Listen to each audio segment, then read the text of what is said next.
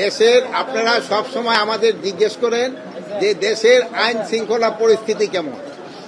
এখন এই যে আপনারা সবচেয়ে সমাজে উচ্চ শ্রেণীর লোকজন এখানে আছেন, সমাজে সবচেয়ে সচেতন লোক আপনারা এখানে দেখেন, আপনাদের এখানেই কিন্তু কন্ট্রোল করতে কি রকম সমস্যা হয়। এই পুরা 18 কোটি লোককে আইন শৃঙ্খলার আওতায় আনতে যে কি পরিমাণ কষ্ট, এটা আপনারা নিজেরা মনে আজকে রিয়েলাইজ করতে পারছেন। আমার এখানে আসার উদ্দেশ্য ছিল, আমি র্যাব সদর দপ্তরটা পরিদর্শনে গিয়েছিলাম, আমি জেলখানাটা পরিদর্শনে গেছিলাম, তারপরে এইখানে একটা ভোট কেন্দ্র হবে এই জিনিসটা দেখার জন্য পরে আমি একটা থানা পরিদর্শন করে চলে যাব।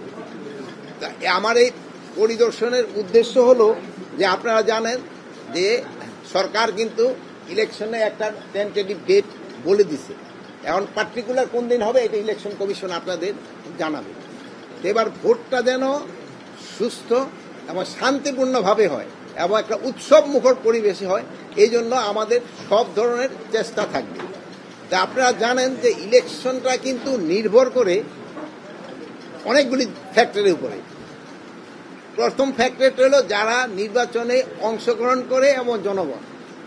নির্বাচনে যারা অংশগ্রহণ করতেছে তারা যদি চায় নির্বাচনটা শান্তিপূর্ণভাবে হোক, তবে কিন্তু নির্বাচনটা শান্তিপূর্ণভাবে করা খুবই সুবিধা। তারপরে ধরেন নির্বাচনের জন্য অন্যান্য ফ্যাক্টর, ইলেকশন কমিশন একটা ফ্যাক্টর, তারপরে আপনার এই প্রশাসন একটা ফ্যাক্টর, তারপরে আমাদের এই আইন শৃঙ্খলা বাহিনী একটা ফ্যাক্টর, আর সবার উপরে হলো তো জনগণ। এখন হলো নির্বাচনটা সুস্থ করার জন্য যে পার্টিগুলি পার্টিসিপেট করবে তাদের সব ধরনের সহযোগিতা এবং জনগণের একটা সহযোগিতা কিন্তু দরকার। তাদের সহযোগিতা ছাড়া নির্বাচন সুস্থ এবং শান্তিপূর্ণভাবে করানো অনেক সময় কষ্টকর হয়ে যায়। আর এই কেন্দ্রটা দেখার উদ্দেশ্য হলো আমাদের আছে। এবার আমরা চাচ্ছি ভোট কেন্দ্রে যারা এই গত 3 ইলেকশনে যারা ভোট দিতে পারে না, ইয়াং ভোটাররা, তাদের জন্য আমরা একটা আলাদা বুথ করার চেষ্টা ভাবনা করা হচ্ছে। মেয়েদের জন্য আলাদা বুথ থাকবে, ছেলেদের জন্য আলাদা বুথ থাকবে। ইয়াং যারা আছে তাদের জন্য ছেলে মেয়ে আলাদা আলাদা থাকবে, মানে মোটামুটি 4টাই সেটি থাকবে। তো এই স্কুলটা আমি দেখলাম যে এটা পরিবেশও বেশ ভালো এবং বেশ বড়। এখানে যা আছে যে এখানে প্রায় 1000 লোকের উপরে মনে হয় ভোটার হবে। আর আপনারা হলো একটাই হলো এই একমাত্র একটা উপজেলা যে উপজেলায় 2টা কনস্টিটিউয়েন্সি, এটা মনে হয় বাংলাদেশে আর এরকম কোথাও নাই। অনেকে দেখবেন 2 উপজেলা মিললে একটা কনস্টিটিউয়েন্সি হয়, আর এখানে হলো 1 উপজেলা মিললে 2টা কনস্টিটিউয়েন্সি। এটা এখানে ভোটটা যেন সুস্থ শান্তিপূর্ণভাবে হয়, এই জন্যই কিন্তু আমাদের এখানে আসা। এবং জেলখানা ভিজিটের উদ্দেশ্য ছিল কয়েদিরা কে কিভাবে আছে, তাদের খাওয়ার মানটা আর একটু ভালো করা যায় কিনা, তাদের সমস্যাগুলি ওইগুলি দেখা, প্লাস আমাদের র্যাব হেডকোয়ার্টার এবং থানা ভিজিটের উদ্দেশ্য হলো তাদের ট্রেনিংটা আমরা শুরু করে দিব খুব তাড়াতাড়ি, এবং আমরা তাদের বডি ক্যাম্পও ক্যামেরা একটা দিয়ে দিচ্ছি, যে জন্য তারা পুরোটা অবজার্ভ করতে পারে, এইগুলি দেখার জন্য। এখন আপনাকেও যদি ভাই কোনো প্রশ্ন থাকে আপনারা আমার জিজ্ঞেস করবেন।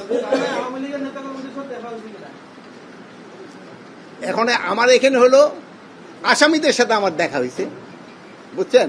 আমার এখানে কোনো পার্টিকুলার কোনো কিছু নাই।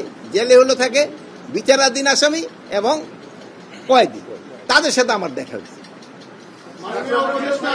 সামনে যে নির্বাচন এবং আমাদের দেশে বর্তমানে যেহেতু 5 আগস্টের পরে আইন শৃঙ্খলা বাহিনীর অনেক অস্ত্র লুট হয়েছে এবং অবৈধ অস্ত্রের মজুত রয়েছে সারা দেশ জুড়ে। এর মধ্যে আমাদের শুধু বিএনপিতে আমরা যেটি দেখেছি যে মাসে প্রায় 20টার মতন খুন হয়েছে গেল 6 মাসে। তো এই পরিস্থিতিতে সামনে যেহেতু নির্বাচন আপনারা অনুষ্ঠানের জন্য বলছেন সুষ্ঠু এবং গ্রহণযোগ্য একটা নির্বাচন করবেন, তো নির্বাচনে সহিংসতার কি সংখ্যা রয়েছে এটা কি বলবেন, পরিষ্কার করবেন? আমরা নির্বাচনের জন্য বলি নাই, আপনারা জনগণ সবাই নির্বাচনের জন্য উৎসব মুখর করছে। এটা আমরা না, জনগণ সবাই আমরা ইলেকশনটা চাচ্ছি এবং একটা শান্তিপূর্ণভাবে ইলেকশন হোক এটা চাচ্ছি। এই জন্য এটার জন্য যত ধরনের আমাদের প্রিপারেশন নেওয়ার আমরা প্রস্তুতি নিচ্ছি। অবৈধ অস্ত্রের ক্ষেত্রে আমি তো গতকালও আপনাদের বলছি, আমরা তো অবৈধ অস্ত্র উদ্ধার করে যাচ্ছি, আপনারাও রিপোর্টও করতেছেন হচ্ছে, প্লাস আমরা একটা পুরস্কারও ঘোষণা করতেছি। ইভেন যে ইনফরমেশন দিতে পারবে তাদের আমরা পুরস্কারও দিব। নির্বাচনী যে আজকে আপনি এই কেন্দ্র পরিদর্শন করলেন, কারণ কি আমরা বলতে পারি যে স্বরাষ্ট্র মন্ত্রণালয় নির্বাচনী প্রস্তুতির কার্যক্রম আজকে থেকে ফিল্ড পর্যায়ে শুরু করলো? না, আমার ফিল্ড পর্যায়ে নির্বাচনী কার্যক্রম অনেক আগেই শুরু হয়ে গেছে। স্বরাষ্ট্র মন্ত্রণালয় কিন্তু অনেক আগেই ডিক্লেয়ার করে দিচ্ছে যে আমাদের প্রস্তুতি, যেটা আমার প্রস্তুতি ভোট কেন্দ্র দেখানো, আমার প্রস্তুতি হলো আমার বাহিনীগুলির ভোটের জন্য প্রস্তুত করা। এটা কিন্তু আমি অনেক আগে শুরু করে দিছি এবং ট্রেনিংও শুরু করে দিছি। আর এই ভোট কেন্দ্রটা দেখা হলো একটা স্যাম্পল হিসাবে দেখে যাওয়া।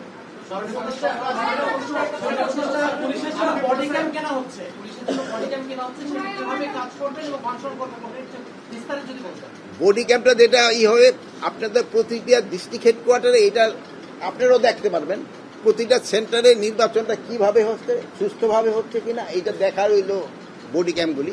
বডি ক্যাম্প কিন্তু আমাকে এখনো পুলিশের কাছে আছে, ইভেন এই যে কারারক্ষীদের কাছেও কিন্তু বডি ক্যাম্প থাকে, বিজিবির কাছেও বডি ক্যাম্প থাকে। বাট ইলেকশনের জন্য আমরা পুলিশের কাছে আবার 10,000 মতো বডি ক্যাম্প আছে, বিজিবির কাছেও কিছু আছে।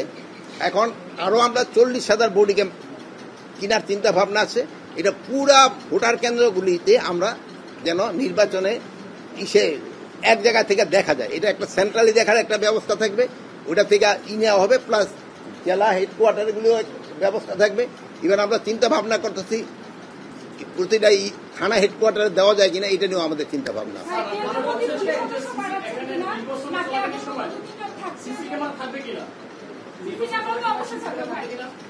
শোনেন বডি ক্যাম্পটা সম্বন্ধে আপনার বডি ক্যাম্পে পুরা ওই সিসিটিভির কাজই কিন্তু হয়ে যায়, পুরা অবজারভেশনের কাজটি হচ্ছে।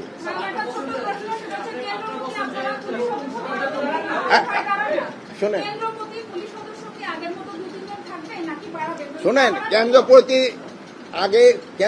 পুলিশ সদস্য না, কেন্দ্রপ্রতি থাকে হলো 6 জন পুরুষ আনসার, 4 জন মহিলা আনসার, 2 জন অস্ত্রধারী আনসার।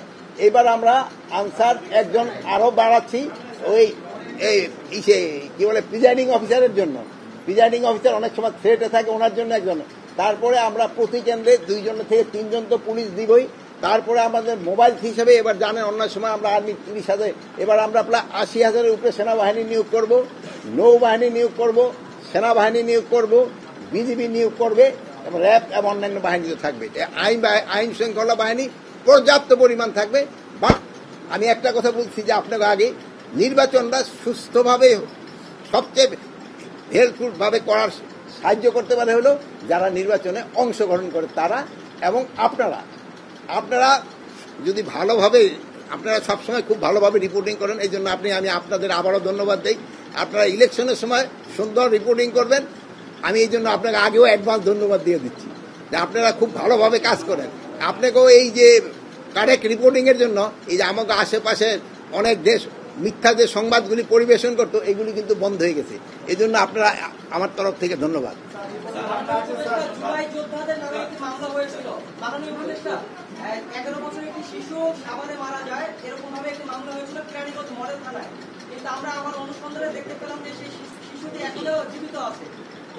এই ক্ষেত্রে আপনি বলছেন এইগুলি বলতে মনে ফাইনাল রিপোর্ট দিয়েছে। প্লাস আপনারা জানেন যে এখানে অনেকের বিরুদ্ধে মামলা হয়েছে যারা নিরীহ, এরা যেন অনেকের বিরুদ্ধে মামলা হয়েছে যারা নিরীহ। এখন কোন নিরপরাধ ব্যক্তি যেন আইনের আওতায় না আসে, এই জন্য আমরা সর্বাত্মক চেষ্টা করে যাচ্ছি। এই জন্য আপনাদের একটু সাহায্য এবং সহযোগিতা দরকার, যেহেতু আপনারাও জনগণকে একটু সচেতন করবেন। এখানে দেখা গেছে যে ওই পয়সার লোভে আসামি করে দিচ্ছে, তোমার আসামি করে দিব, নালে কিন্তু এত টাকা দিতে হবে। এই জিনিসটা কিন্তু আপনারা বন্ধ করতে হবে। আরেকটা হলো সমাজের যে একটা অসহিষ্ণু হয়ে গেছে। এখন দেখা গেছে একটা ঘটনা ঘটতেছে, এই ঘটনা ঘটার সময় সবাই করে নাকি ভিডিওটা নিয়ে ব্যস্ত থাকে, কিন্তু ওইটা প্রতিহত করতে আসে না। আগে আপনি দেখতেন একটা বাচ্চা পড়ে গেলে লঞ্চে থেকে আর একজন ভাই লাভ দিয়া বাচ্চাটার উঠানোর জন্য চেষ্টা করতো, কিন্তু এখন হয়তো কি দেখবেন যে সে করবে না, আর লাভ না দিয়ে ওই ছবি উঠানোর চেষ্টা করবে। এই সাংস্কৃতিক থেকে কিন্তু আমাদের ফিরে আসতে হবে। আমাদের যে বুড়া অনেক ভাইরা আছে যারা, আমিও যদি মনে হয় বয়স সবচেয়ে বেশি, আগের দিনে কিন্তু একটা অপকর্ম কেউ করতেছিলে এটাকে প্রতিহত করতো কয়েকজন দাঁড়ায়, এখন কিন্তু এই জিনিসটা কমে গেছে। এটা আপনি কিন্তু জনগণকে একটু সচেতন করতে হবে। আর সবকিছুতে এত অসহিষ্ণু হলে হবে না, এবং এত অসহিষ্ণু হলে কিন্তু হবে না, সবাই একটু ধৈর্য ধরতে হবে।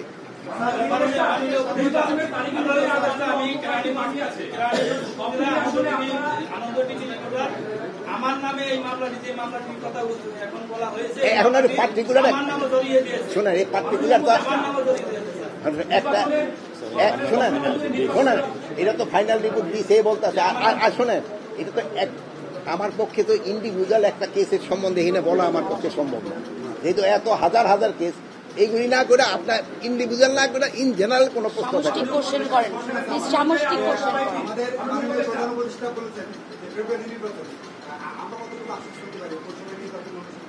শোনেন শোনেন, আমি কথা শেষ করতে দেন। যেখানে প্রধান উপদেষ্টা বলে দিছে, আপনারা কত কার কথা আপনার আশ্বস্ত হবেন? ওনার কথার চেয়ে আর বড় কথা কে বলতে পারবে? ওনার চেয়ে আর বড় কথা কে বলতে পারবে?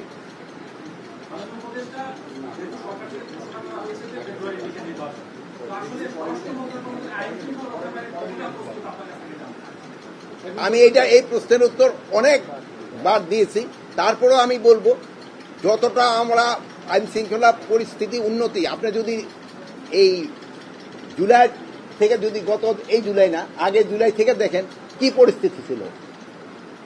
থানা খালি, কেউ আসে না, আনসার বিদ্রোহ, অন্যান্য বাহিনীগুলো অত ভাতে সক্রিয় না। ওই থেকে এখনকার পরিস্থিতি অনেক ভালো হয়নি। বলেন, আপনারা বলেন। হ্যাঁ, আপনার কথাটা শেষ করতে। আমাদের প্রশ্ন হলো কি, একটা কথা শেষ হওয়ার আগে আরেকজন আবার ওই ফ্রন্ট খুঁজে ফেলায়। কথাটা শেষ করে তারপর আপনি বলেন। আমি তো উঠা দিতেছি না। ওর থেকে কি পরিস্থিতি উন্নতি হয় নাই? তা আরো যে আমাকে সময় রয়ে গেছে, হয়তো আমরা কাঙ্ক্ষিতটা পৌঁছতে পারি নাই, ওইটা থেকে আমরা হয়তো আল্লাহ দিলে পৌঁছে যাবো। আরেকটা আমি ভাই আপনাদের অনুরোধ করেন, আপনাদের অনেকের 53 বছর হয় না, 53 বছরের উপরে কারা একটু হাত উঠান দেখি, স্বাধীনতার উপরে কারা আছে? এই আইন শৃঙ্খলার পরিস্থিতি খুব ভালো ছিল, এরকম কোন সময় রিপোর্ট দেখছেন? এই আমার ভাইরা যারা আছে বয়স্ক, এরা কেউ দেখে না। এই সব সময় আইন শৃঙ্খলা পরিস্থিতি সম্বন্ধে এরকমই একটা সবার পারসেপশন থাকে, কিন্তু আল্লাহ দিলে আইন শৃঙ্খলা পরিস্থিতি যে অবস্থায় আছে, আমাদের নির্বাচন করতে কোনো অসুবিধা হবে না।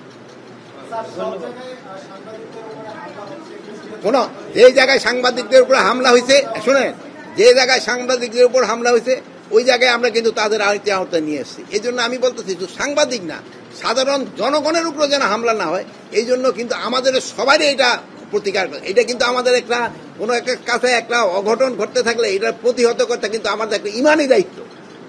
আমাদের হুজুররা কেউ আছে কিনা এনে এটা বল? হ্যাঁ বলেন, এটা বলেন, এটা হাদিসটা কোন? আমাদের কোথাও কোনো অঘটন ঘটতে থাকলে এটা প্রতিহত করা একটা ইমানি দায়িত্ব। এটা এই যে দেখেন, এটা হুজুর, এটা কিন্তু আমাদের দায়িত্ব। তা আপনারা ভালো থাকেন, দোয়া করবেন। আল্লাহ হাফেজ। এই যে এখন যে সব জায়গায় শোনা যাচ্ছে বাজার ঘাট পরিষ্কার যেমন দখলে ছিল, এখন আর এক দল দখলে আছে, এই দখলমুক্ত ছাড়া কিভাবে পরিবেশ